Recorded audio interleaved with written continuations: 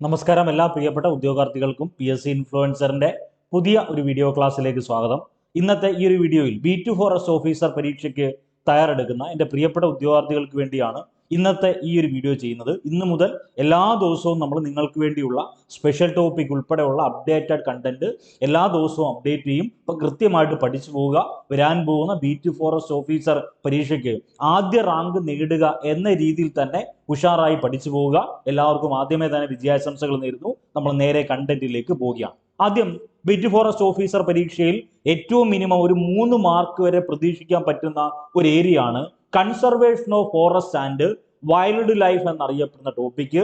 ഈ ടോപ്പിക്കിൽ നിന്ന് ഉറപ്പായും മിനിമം 3 ചോദ്യങ്ങളാണ് മുൻകാല വർഷങ്ങളിൽ ചോദ്യമായി വന്നിട്ടുള്ളത്. അപ്പൊ അതുകൊണ്ട് തന്നെ ഇത് ഇമ്പോർട്ടന്റ് ആയിട്ടുള്ള ഒരു ചോദ്യമാണ്. ആദ്യം തന്നെ ഒരു പ്രീവിയസ് ഇയർ ക്വസ്റ്റ്യൻ നിങ്ങളുമായി ഷെയർ ചെയ്യുകയാണ്. ചോദ്യം ഇതാണ്: താഴെ പറയുന്നവയിൽ ഇന്ത്യൻ വന നിയമവുമായി ബന്ധപ്പെട്ട ശരിയായ പ്രസ്താവന ഏതാണ്? അപ്പൊ നമുക്ക് എല്ലാവർക്കും അറിയാവുന്നതാണ്, വനം എന്നറിയപ്പെടുന്നത് ഇന്ത്യൻ ഭരണഘടനയുടെ ഏത് ലിസ്റ്റിലാണ് ഉൾപ്പെടുന്നത്? നിങ്ങൾക്ക് എല്ലാവർക്കും അറിയാവുന്നതാണ്, വനം എന്നറിയപ്പെടുന്നത് ഇന്ത്യൻ ഭരണഘടനയുടെ കൺകറന്റ് ലിസ്റ്റിലാണ് ഉൾപ്പെടുന്നത്. അതൊന്ന് നോട്ട് ചെയ്തേക്കണേ, കൺകറന്റ് ലിസ്റ്റിലാണ് ഉൾപ്പെടുന്നത്. അപ്പൊ നമുക്കറിയാം 3 പ്രധാനപ്പെട്ട ലിസ്റ്റുകളും ഒരവധികാരം ഉണ്ടല്ലോ: state list, union list, concurrent list, residuary power. അതിൽ കൺകറന്റ് ലിസ്റ്റ് ഏത് രാജ്യത്തു നിന്നാ ഇന്ത്യ കടമെടുത്തേക്കുന്നത്? അത് ഓസ്ട്രേലിയയിൽ നിന്നാണ്. സ്റ്റേറ്റ് ലിസ്റ്റ് എടുത്തേക്കുന്നത് കാനഡയിൽ നിന്ന്, യൂണിയൻ ലിസ്റ്റ് എടുത്തേക്കുന്നത് കാനഡയിൽ നിന്ന്, റെസിജ്വറി പവർ എന്നറിയപ്പെടുന്ന അവശിഷ്ട അധികാരം എടുത്തേക്കുന്നത് എവിടെ നിന്ന് തന്നെ?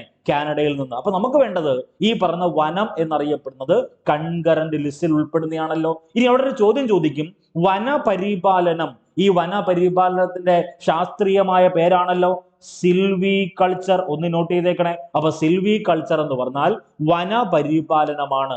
ഈ പറയുന്ന വനപരിപാലനം അല്ലെങ്കിൽ സിൽവി കൾച്ചർ ഒരു സമ്പദ് വ്യവസ്ഥയിലെ ഏത് മേഖലയിലാണ് ഉൾപ്പെടുന്നത്? 3 മേഖലകൾ നമ്മൾ പഠിക്കും: പ്രാഥമിക മേഖല, ദ്വിതീയ മേഖല, തൃതീയ മേഖല. അതിൽ പ്രാഥമിക മേഖലയിലാണ് വനപരിപാലനം അല്ലെങ്കിൽ സിൽവി കൾച്ചർ ഉൾപ്പെട്ടിട്ടുള്ളത്. അതൊന്ന് നോട്ട് ചെയ്തേക്കണേ. അപ്പൊ ഈ 2 പ്രധാനപ്പെട്ട ചോദ്യങ്ങൾ ഉറപ്പായി നിങ്ങൾ പഠിക്കണം. ഓക്കെ, അപ്പൊ ചോദ്യം എന്താ? താഴെ പറയുന്നതിൽ ഇന്ത്യൻ വന നിയമവുമായി ബന്ധപ്പെട്ട് ശരിയായ പ്രസ്താവന ഏതാണ്? ഓപ്ഷൻ എ, ഒന്നാമത്തെ സ്റ്റേറ്റ്മെന്റ് ഒന്ന് നോക്കിയേ. സ്വതന്ത്ര ഇന്ത്യയിലെ ആദ്യത്തെ വനനയം, വീണ്ടും ഞാൻ ആവർത്തിക്കുന്നു, വനനയം വേറെ, വന നിയമം വേറെ, രണ്ടാം. അപ്പൊ സ്വതന്ത്ര ഇന്ത്യ എന്ന് പറഞ്ഞാൽ 1947 അല്ലയോ ഇന്ത്യയിലെ സ്ത്രീകൾക്ക് വോട്ടധികാരം കിട്ടുന്ന വർഷം?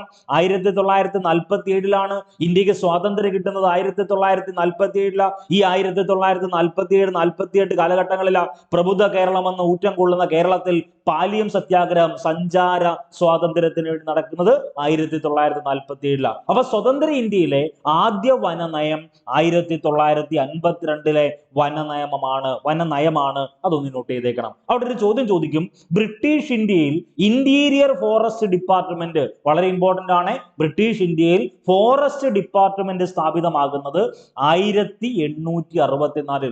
ആ സ്റ്റേറ്റ്മെന്റും ശരിയാണ്. അപ്പൊ സ്വതന്ത്ര ഇന്ത്യയിലെ ആദ്യ വനനയം 1952 വനനയമാണ്. ദെൻ ബ്രിട്ടീഷ് ഇന്ത്യയിൽ ഫോറസ്റ്റ് ഡിപ്പാർട്ട്മെന്റ് സ്ഥാപിതമാകുന്നത് 1864. ഇനി ഏറ്റവും പ്രധാനപ്പെട്ട മറ്റൊരു സ്റ്റേറ്റ്മെന്റ്, ബ്രിട്ടീഷ് ഇന്ത്യയിൽ വന നിയന്ത്രണം സംബന്ധിച്ച് നിലവിൽ വന്ന ആദ്യത്തെ സുപ്രധാന നിയമം എന്ന് പറയുന്നത് 1865 ഇന്ത്യൻ വന നിയമം. അപ്പൊ അവിടെ ബ്രിട്ടീഷ് ഇന്ത്യയിലെ കാര്യമാണ് പറഞ്ഞത്, സ്വതന്ത്ര ഇന്ത്യയിലെ കാര്യമല്ല പറഞ്ഞത്. ബ്രിട്ടീഷ് ഇന്ത്യയിൽ വനത്തെ നിയന്ത്രിക്കുക അല്ലെങ്കിൽ വന നിയന്ത്രണവുമായി ബന്ധപ്പെട്ട നിലവിൽ വന്ന ആദ്യത്തെ സുപ്രധാന നിയമം എന്ന് പറയുന്നത് അത് 1865 ഇന്ത്യൻ വന നിയമമാണ്. അതും ആൻസർ ആയിട്ട് വരേണ്ടതാണ്. സ്റ്റേറ്റ്മെന്റ് ശരിയാണ്. ഇനി ഇന്ത്യൻ വന നിയമം 1865 ഈ പറയുന്ന ബ്രിട്ടീഷ് ഇന്ത്യയിൽ നിലവിൽ വന്ന ഒരു വന നിയമം ഉണ്ടല്ലോ, ഇത് 2 തവണ ഭേദഗതി ചെയ്തിട്ടുണ്ട്. അപ്പൊ നമുക്ക് വേണ്ട ഒന്നാമത്തെ സ്റ്റേറ്റ്മെന്റ് ശരിയാണ്. സ്വതന്ത്ര ഇന്ത്യയിൽ ആദ്യ വനനയം 1952 വനനയമാണ്. രണ്ടാമത്തെ സ്റ്റേറ്റ്മെന്റ്, ബ്രിട്ടീഷ് ഇന്ത്യയിൽ ഇന്റീരിയർ ഫോറസ്റ്റ് ഡിപ്പാർട്ട്മെന്റ് സ്ഥാപിതമാകുന്ന 1864 ആ സ്റ്റേറ്റ്മെന്റ് ശരിയാണ്. ബ്രിട്ടീഷ് ഇന്ത്യയിൽ വന നിയന്ത്രണം സംബന്ധിച്ച് നിലവിൽ വന്ന ആദ്യത്തെ സുപ്രധാന നിയമം 1865 ഇന്ത്യൻ വന നിയമമാണ്. ആ സ്റ്റേറ്റ്മെന്റ് ശരിയാണ്. നാലാമത്തെ സ്റ്റേറ്റ്മെന്റ് നോക്കിയേ, ഇന്ത്യൻ വന നിയമം എത്ര തവണ? 1865 ഈ പറയുന്ന ഇന്ത്യൻ വന നിയമം 2 തവണ ഭേദഗതി ചെയ്തിട്ടുണ്ട്. അപ്പൊ നമുക്ക് കോൺസ്റ്റിറ്റ്യൂഷൻ എന്നറിയപ്പെടുന്ന ടോപ്പിക് നിങ്ങൾ പഠിക്കുമ്പം എന്താണ് ഭേദഗതി, ഭേദഗതി എന്നറിയപ്പെടുന്ന ആശയം ഏത് രാജ്യത്ത് നിന്ന് ഇന്ത്യ കടമെടുത്തു തുടങ്ങിയിട്ടുള്ള കാര്യങ്ങളൊക്കെ നമ്മൾ പഠിക്കുന്നത്, ദക്ഷിണാഫ്രിക്കയുമായി ബന്ധപ്പെട്ട കാര്യങ്ങളൊക്കെ നമ്മൾ പഠിക്കുന്നതല്ലേ. അപ്പൊ ആ കാര്യങ്ങൾ ഒന്ന് നോട്ട് ചെയ്തേക്കാം. അപ്പൊ ഈ പറഞ്ഞേക്കുന്ന എല്ലാ പ്രസ്താവനകളും ശരിയാ. അപ്പൊ ആൻസർ ആയിട്ട് വരേണ്ടത് ഓപ്ഷൻ ഡി ആണ്, എല്ലാ പ്രസ്താവനകളും ശരിയാണ്. അപ്പൊ നമുക്ക് ഈ പറഞ്ഞ ചരിത്രം എല്ലാം വേണം. നമുക്ക് വേണ്ട പ്രധാനപ്പെട്ട ചോദ്യം ഇതാണ്. ഇനി ഏറ്റവും പ്രധാനപ്പെട്ടതാണ് 1927 ഇന്ത്യൻ വന നിയമം. എന്താ 1927 ഇന്ത്യൻ വന നിയമത്തിന്റെ പ്രത്യേകത? ഒരു പ്രദേശം, അത് ഇന്ത്യയിലെ ആയിക്കോട്ടെ കേരളത്തിലെ ആയിക്കോട്ടെ ഏത് പ്രദേശം ആയിക്കോട്ടെ, ഒരു പ്രദേശം അതായത് ഇന്ത്യയിലെ ഒരു പ്രദേശം റിസർവ്ഡ് ഫോറസ്റ്റ്, സംരക്ഷിത വനം, വില്ലേജ് ഫോറസ്റ്റ് എന്നിങ്ങനെ പ്രഖ്യാപിക്കുന്നതിന് പാലിക്കേണ്ട നടപടിക്രമങ്ങളുണ്ട്. ഇതിനെക്കുറിച്ച് പരാമർശിക്കുന്ന നിയമം ഏതെന്ന് ചോദിച്ചാൽ അത് 1927 ഇന്ത്യൻ വന നിയമം. ഇത് ഇങ്ങനെ തന്നെ ചോദിച്ചിട്ടുണ്ട്. 1927 ഇന്ത്യൻ വന നിയമമാണ് ആൻസർ ആയിട്ട് വരേണ്ടത്. ചോദ്യം എന്താ? ഒരു പ്രദേശത്തെ റിസർവ്ഡ് ഫോറസ്റ്റ്, സംരക്ഷിത വനം, വില്ലേജ് ഫോറസ്റ്റ് ഇങ്ങനെ 3 തരംതിരിവ് അല്ലെങ്കിൽ 3 രീതിയിൽ തരംതിരിക്കാൻ അല്ലെങ്കിൽ പ്രഖ്യാപിക്കാൻ പാലിക്കേണ്ട നടപടിക്രമങ്ങളെ കുറിച്ച് പരാമർശിക്കുന്ന നിയമം ഏതാണ്? അത് 1927 ഇന്ത്യൻ വന നിയമമാണ്. അപ്പൊ 1927 ഇന്ത്യൻ വന നിയമത്തിൽ ആകെ അധ്യായങ്ങളുടെ എണ്ണം 13. ആകെ അധ്യായങ്ങളുടെ എണ്ണം 13. ആകെ വകുപ്പുകൾ അല്ലെങ്കിൽ ആകെ സെക്ഷനുകൾ എത്രയാണെന്ന് ചോദിച്ചാൽ 86. ഇത് നിലവിൽ വന്ന സമയത്തെ കാര്യമാ. ഈ 1948 അതായത് സ്വതന്ത്ര ഇന്ത്യയിൽ 1947 ഇന്ത്യക്ക് സ്വാതന്ത്ര്യം കിട്ടുന്നു. 1948 ഏത് നിയമം ഭേദഗതി ചെയ്യുന്നു? ഇന്ത്യൻ വന നിയമം. ഇന്ത്യൻ ഭരണഘടന അല്ല പറയുന്നേ, ഇന്ത്യൻ വന നിയമം എന്ത് ചെയ്യുന്നു? ഭേദഗതി ചെയ്യുന്നു. 1948 ഈ ഇന്ത്യൻ വന നിയമം ഭേദഗതി പ്രകാരം സെക്ഷനുകൾ 86 എന്ന് പറയുന്ന സെക്ഷൻ നീക്കം ചെയ്തതോടെ ആകെ സെക്ഷനുകൾ ഇപ്പൊ എത്ര? 85. അപ്പം 1927 ഇന്ത്യൻ വന നിയമം നിലവിൽ വന്ന സമയത്ത് അധ്യായങ്ങൾ 13, വകുപ്പുകൾ 86. ഈ വകുപ്പുകൾ 86 എന്ന് പറയുന്ന വകുപ്പുകൾ എന്താക്കി മാറ്റി? ഒരെണ്ണം അമെൻഡ് ചെയ്ത് മാറി. ഇപ്പൊ നിലവിൽ ആകെ സെക്ഷനുകൾ അല്ലെങ്കിൽ ആകെ വകുപ്പുകളുടെ എണ്ണം ചോദിച്ചാൽ 85. അപ്പൊ 13 അധ്യായങ്ങളും 85 വകുപ്പുകളും ഒന്ന് നോട്ട് ചെയ്തേക്കണേ. എന്നാൽ 1927 ഇന്ത്യൻ വന നിയമം ഇത്രയും കാര്യങ്ങൾ ഓക്കെയാണോ? ഒന്നുമില്ല. സ്വതന്ത്ര ഇന്ത്യയിൽ ആദ്യത്തെ വനനയം 1952 വനനയമാണ്. ബ്രിട്ടീഷ് ഇന്ത്യയിൽ ഫോറസ്റ്റ് ഡിപ്പാർട്ട്മെന്റ് 1864 സ്ഥാപിതമായി. ബ്രിട്ടീഷ് ഇന്ത്യയിൽ വന നിയന്ത്രണം സംബന്ധിച്ച് നിലവിൽ വന്ന ആദ്യത്തെ സുപ്രധാന നിയമം അത് 1865 ഇന്ത്യൻ വന നിയമമാണ്. ഇന്ത്യൻ വന നിയമം ഈ 1865 ഇന്ത്യൻ വന നിയമം 2 തവണ ഭേദഗതി ചെയ്തിട്ടുണ്ട്. അതൊന്ന് നോട്ട് ചെയ്തേക്കണേ. ഇത് ഏറ്റവും പ്രധാനപ്പെട്ട വസ്തുത. ഈ വനത്തിന് 2 നിർവചനങ്ങളുണ്ട്. ഒന്ന്, പാരിസ്ഥിതികമായിട്ട് നമുക്കൊരു വനത്തെ പറ്റി പറയുമ്പം ആ വനത്തിന് നിർവചനം കൊടുക്കുമ്പോൾ 2 രീതിയിൽ കൊടുക്കാം. ഒന്ന് 1927 ഇന്ത്യൻ വന നിയമവുമായി ബന്ധപ്പെട്ട് അല്ലെങ്കിൽ 1927 ഫോറസ്റ്റ് ആക്ട് പ്രകാരം വിജ്ഞാപന ചെയ്ത പ്രദേശത്തെയാണ് നിയമപരമായിട്ട് വനം എന്ന് പറയുന്നത്. ദെൻ പാരിസ്ഥിതികമായിട്ട് വനത്തിന്റെ നിർവചനം എന്ന് പറഞ്ഞാൽ മരങ്ങളുടെ ആധിക്യമുള്ള പ്രദേശം, മരങ്ങൾ ധാരാളമുള്ള പ്രദേശത്തെയാണല്ലോ നമ്മൾ എന്ത് പറയുന്നത്? ഈ പറയുന്ന വനം എന്ന് പറയുന്നത്. അപ്പൊ പാരിസ്ഥിതികമായി 2 തരത്തിൽ നമുക്ക് നിർവചനം കൊടുക്കാം. ഒന്ന്, പാരിസ്ഥിതികമായി വനത്തിന്റെ നിർവചനം എന്ന് പറഞ്ഞാൽ മരങ്ങളുടെ ആധിക്യമുള്ള പ്രദേശം, മരങ്ങൾ ധാരാളമുള്ള പ്രദേശമാണ് വനം എന്നാണ് പാരിസ്ഥിതികമായി വനത്തിന്റെ നിർവചനം. നിയമപരമായിട്ട് വനത്തിന്റെ നിർവചനം എന്ന് പറഞ്ഞാൽ 1927 ഫോറസ്റ്റ് ആക്ട് പ്രകാരം വിജ്ഞാപനം ചെയ്ത പ്രദേശം. അപ്പൊ ഞാൻ വീണ്ടും ആവർത്തിക്കുന്നു, വനപരിപാലനത്തെ അറിയപ്പെടുന്ന പേര് ഇമ്പോർട്ടന്റ് ആണ്, സിൽവി കൾച്ചർ എന്നാണ്.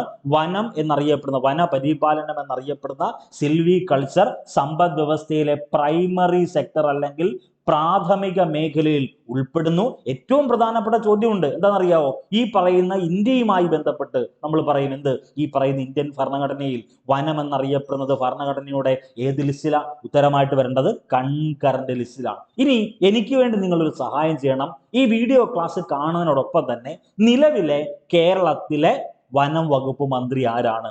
AK ശശീന്ദ്രനാണെന്ന് ഞാൻ പറഞ്ഞു കഴിഞ്ഞു. അദ്ദേഹം പ്രതിനിധാനം ചെയ്യുന്ന മണ്ഡലം ഏതാണെന്നൊന്ന് കമന്റ് ചെയ്യണം. ഒപ്പം കേന്ദ്ര വനം വകുപ്പ് മന്ത്രിയെയും കൂടെ ഒന്ന് കമന്റ് ചെയ്തേക്കണം. ഇത്രേ കാര്യം നിങ്ങൾ ചെയ്താൽ മതി. ഈ ക്ലാസ് നിങ്ങൾ കണ്ടു. ഇതിനോടൊപ്പം നിങ്ങൾ കമന്റ് ചെയ്യേണ്ട രണ്ടുത്തരം. ഒന്ന്, ചോദ്യം ഇതാണ്: നിലവിലെ കേരള വനം വകുപ്പ് മന്ത്രിയായ AK ശശീന്ദ്രൻ പ്രതിനിധാനം ചെയ്യുന്ന നിയമസഭാ മണ്ഡലം ഏതാണ്? കോഴിക്കോട് ജില്ലയിലെ ഒരു നിയമസഭാ മണ്ഡലമാണ്.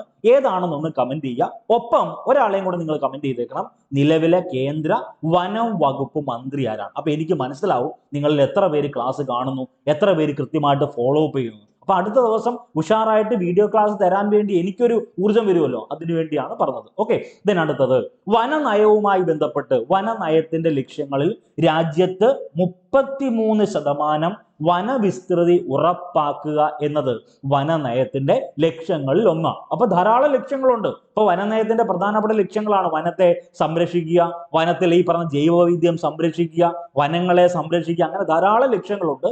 അതിൽ ഒരു രാജ്യം എടുത്താൽ അതിൽ 100% എന്നറിയപ്പെടുന്ന വനവിസ്തൃതി എടുത്താൽ ആ രാജ്യത്ത് 33% വനവിസ്തൃതി ഉറപ്പാക്കുക എന്നുള്ളതാണ് വനനയത്തിന്റെ ലക്ഷ്യങ്ങളിൽ പ്രധാനപ്പെട്ടത്. ഓക്കെ, ഇനി നമുക്ക് വേണ്ട പ്രധാനപ്പെട്ട വസ്തുത 1976 ദേശീയ കാർഷിക കമ്മീഷന്റെ ശുപാർശ അല്ലെങ്കിൽ ശുപാർശ പ്രകാരം ഈ പറയുന്ന പ്രദേശങ്ങളെ സാമൂഹിക വനവൽക്കരണത്തെ നഗര വനവൽക്കരണം, ഗ്രാമീണ വനവൽക്കരണം, കൃഷിയുടെ വനവൽക്കരണം എന്നിങ്ങനെ 3ആയി തരംതിരിക്കുന്നു. ഒന്ന് നോട്ട് ചെയ്തേക്കണേ. 1976 ദേശീയ കാർഷിക കമ്മീഷൻ സാമൂഹിക, അതായത് ഇന്ത്യയിലെ മുഴുവൻ വനവൽക്കരണത്തെ എങ്ങനെയൊക്കെ നഗരവനവൽക്കരണം, ഗ്രാമീണ വനവൽക്കരണം, കൃഷിയുടെ വനവൽക്കരണം എന്നിങ്ങനെ 3ആയി തരംതിരിക്കുന്നു. അതൊന്ന് നോട്ട് ചെയ്തേക്കണം. അപ്പൊ പാരിസ്ഥിതികമായിട്ട് വനത്തിന്റെ നിർവചനം എന്ന് പറഞ്ഞാൽ മരങ്ങളുടെ ആധിക്യമുള്ള പ്രദേശം. നിയമപരമായിട്ട് വനത്തിന്റെ നിർവചനം എന്താ? 1927 ഫോറസ്റ്റ് ആക്ട് പ്രകാരം വിജ്ഞാപനം ചെയ്ത പ്രദേശത്തിനെയാണ് നിയമപരമായി വനത്തിന്റെ നിർവചനം എന്ന് പറയുന്നത്. അതൊന്ന് നോട്ട് ചെയ്തേക്കുക, വളരെ ഇമ്പോർട്ടന്റ് ആണ്. ഇനി നമുക്ക് വേണ്ട പ്രധാനപ്പെട്ട വസ്തുത, ഈ വനങ്ങളുമായി ബന്ധപ്പെട്ട കണ്ടന്റ് മാത്രം പഠിച്ചാൽ മതിയോ? പോരാ. അന്താരാഷ്ട്ര വനദിനം എന്ന മാർച്ച് 21 അന്താരാഷ്ട്ര വനദിനം. ഈ മാർച്ച് 21 പ്രത്യേകത അന്താരാഷ്ട്ര വനദിനമാണ്. ഈ 2025 അന്താരാഷ്ട്ര വനദിനത്തിന്റെ പ്രമേയം ചോദിച്ചാൽ അത് ഫോറസ്റ്റ് ആൻഡ് ഫുഡാണ്. അതൊന്ന് നോട്ട് ചെയ്തേക്കണേ. അപ്പൊ അന്താരാഷ്ട്ര വനദിനം എന്ന മാർച്ച് 21 അന്താരാഷ്ട്ര വനദിനം. ആ 2025 അന്താരാഷ്ട്ര വനദിനത്തിന്റെ പ്രമേയം എന്ന് പറഞ്ഞാൽ ഫോറസ്റ്റ് ആൻഡ് ഫുഡ് എന്നാണ്. ഇനി ഈ പറയുന്ന 1927 വനനിയമം ഉണ്ടല്ലോ, ഇതനുസരിച്ച് ഇന്ത്യയിലെ വനങ്ങളെ 3ആയിട്ടാണ് തരംതിരിക്കുന്നത്. ഒന്ന്, റിസർവ് ചെയ്ത വനങ്ങൾ. അതെന്ന് പറഞ്ഞാൽ നിങ്ങൾക്ക് എല്ലാവർക്കും അറിയാവുന്ന പോലെ തന്നെ റിസർവ് ചെയ്തേക്കുക. ആ വനങ്ങൾ എന്ത് ചെയ്യുന്നു? റിസർവ് ചെയ്തേക്കുക, അല്ലെങ്കിൽ റിസർവ് ചെയ്ത വനങ്ങൾ എന്ന് ഒന്നാം തരംതിരിവ്. രണ്ടാമത്തതാണ് സംരക്ഷിത വനങ്ങൾ. ഈ സംരക്ഷിത വനങ്ങൾക്ക് അഡീഷണൽ ഒരു എക്സ്പ്ലനേഷൻ കൊടുത്തപ്പോൾ 1927 ഇന്ത്യൻ വന നിയമത്തിലെ ചാപ്റ്റർ 2 സെക്ഷൻ 3 പ്രകാരം സംരക്ഷിത വനമാക്കാനുള്ള അധികാരത്തെ പറ്റി പരാമർശിക്കുന്ന വനങ്ങളെയാണ് എന്തു പേരിൽ അറിയപ്പെടുന്നത്? സംരക്ഷിത വനങ്ങൾ എന്നറിയപ്പെടുന്നത്. അപ്പൊ റിസർവ് ചെയ്ത വനങ്ങൾ വേറെ, സംരക്ഷിത വനങ്ങൾ വേറെ. അടുത്തതാണ് ഗ്രാമീണ വനം.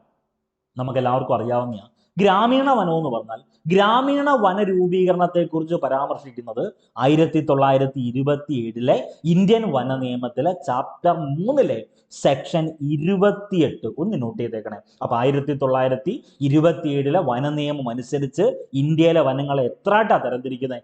3ആയി തരംതിരിക്കുന്നു. റിസർവ് ചെയ്ത വനങ്ങൾ, എന്റെ കൂടെ പറഞ്ഞേ, റിസർവ് ചെയ്ത വനങ്ങൾ, സംരക്ഷിത വനങ്ങൾ. ആ സംരക്ഷിത വനങ്ങളിൽ തന്നെ ഏറ്റവും പ്രധാനപ്പെട്ട പ്രത്യേകത 1927 ഇന്ത്യൻ വന നിയമത്തിലെ ചാപ്റ്റർ 2 സെക്ഷൻ 3 സംരക്ഷിത വനമാക്കാനുള്ള അധികാരത്തെ പറ്റി പരാമർശിക്കുന്നു.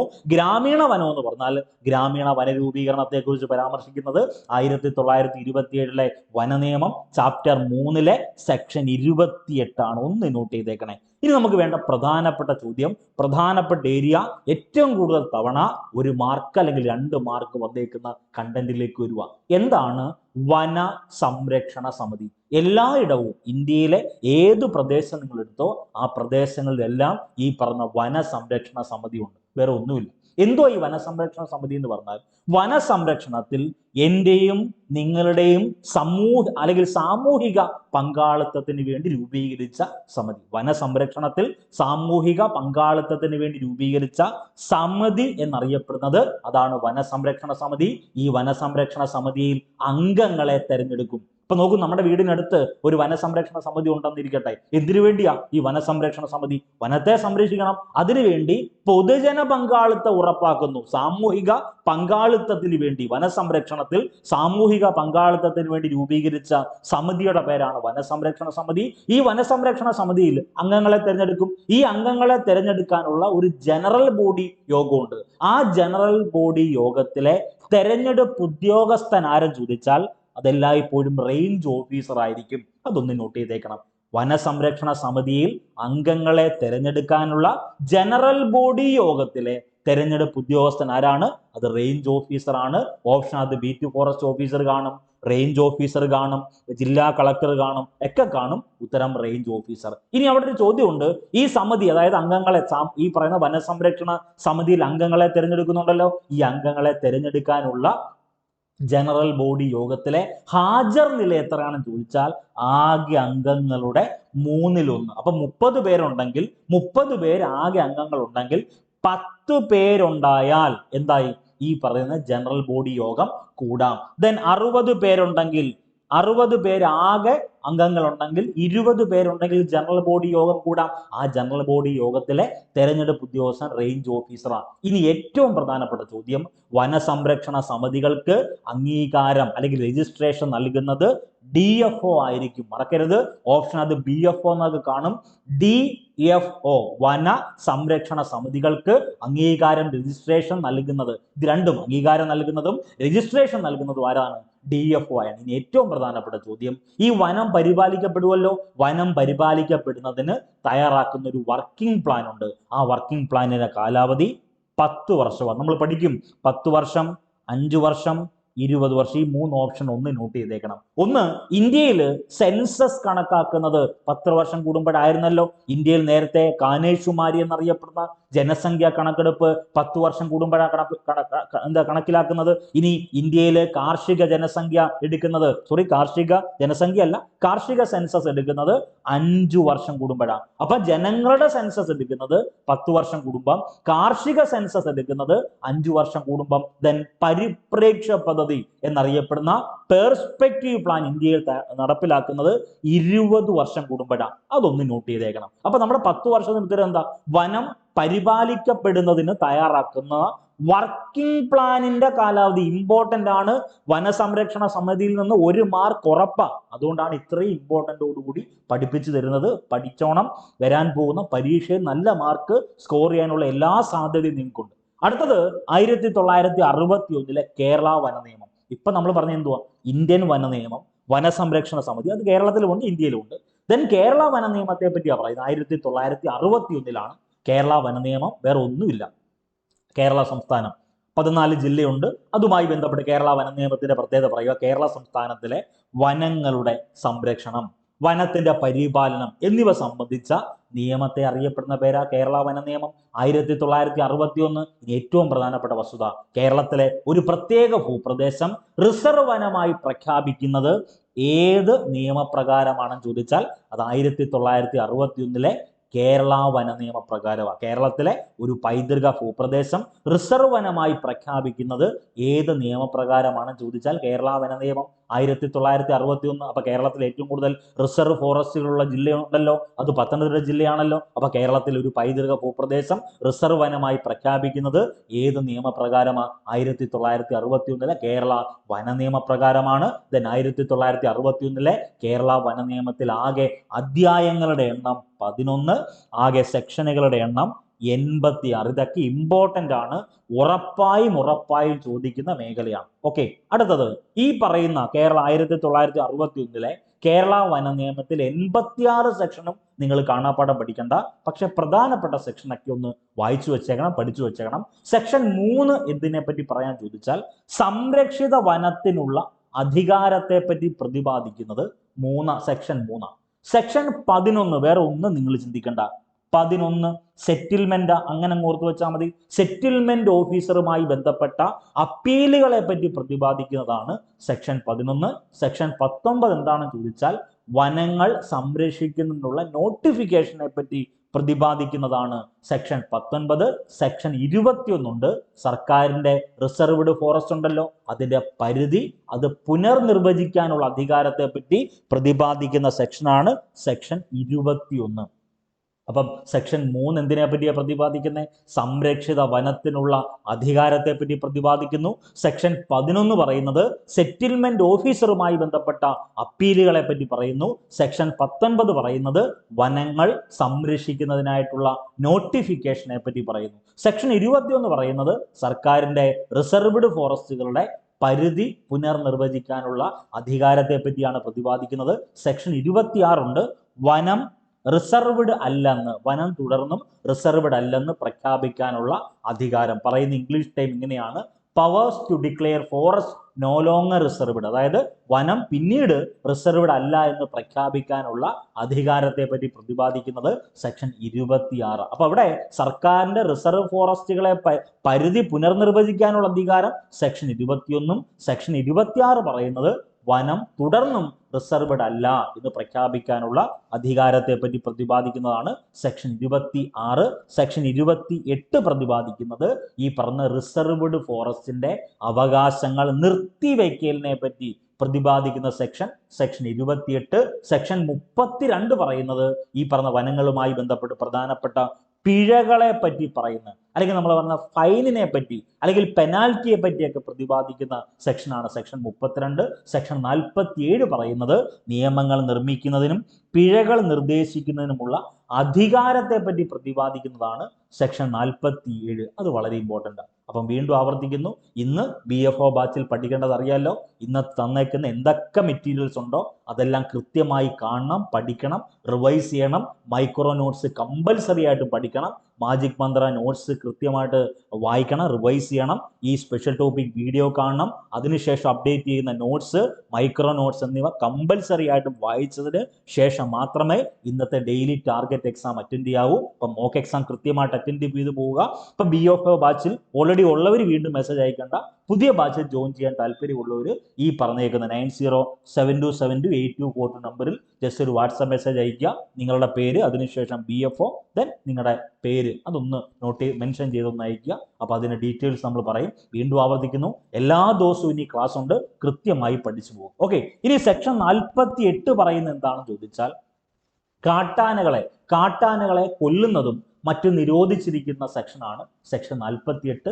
സെക്ഷൻ 50 എന്താണെന്ന് ചോദിച്ചാൽ പിടികൂടിയ ആനകളുടെ കൊമ്പ്, പല്ല് മുതലായത് ആരുടെ സ്വത്താണ്? സർക്കാരിന്റെ സ്വത്താണ് എന്ന് പറയുന്ന സെക്ഷനാണ് സെക്ഷൻ 50. സെക്ഷൻ 86 പറയുന്നുണ്ട് ഗവൺമെന്റിന്റെ അധികാരങ്ങളെ പറ്റി പ്രതിപാദിക്കുന്ന സെക്ഷനാണ് സെക്ഷൻ 86. ഇതൊക്കെ വളരെ വളരെ ഇമ്പോർട്ടൻ്റ് ആണ്. ഇനി നിങ്ങൾ എഴുതി വെച്ചോ, നിങ്ങൾ എഴുതാൻ പോകുന്ന പരീക്ഷയിൽ 2 ചോദ്യങ്ങളിൽ ഒരു ചോദ്യം ഇതായിരിക്കും: കേരളത്തിലെ സ്വാഭാവിക വനങ്ങളുടെ പുനഃസ്ഥാപന നയരേഖ അംഗീകരിച്ച വർഷം എന്നാണ്?